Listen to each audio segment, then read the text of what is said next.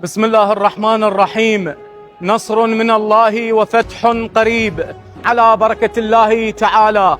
ما هي إلا ساعات وسوف تنطلق أكبر قافلة إنسانية إغاثة إلى لبنان، وبتوجيه ممثل المرجعية وبإشراف المرجعية الدينية العليا لإنقاذ أهلنا وناسنا في لبنان العزيزة.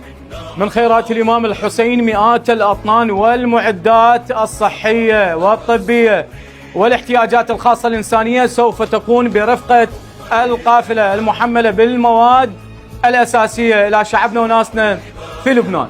الآن يتم تحميل هذه الشاحنات بمعدات وأجهزة ومواد طبية وعلاجية.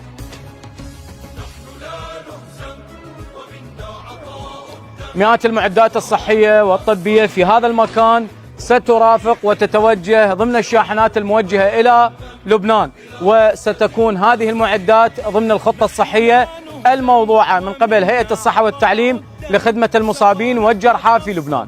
المرجعية الدينية العليا هي صمام أمان ليس للعراقيين فقط، وإنما هي صمام أمان لجميع الشعوب العربية الإسلامية. واليوم خير دليل كان للعتبة الحسينية دور في إغاثة أهلنا وناسنا المنكوبة في لبنان.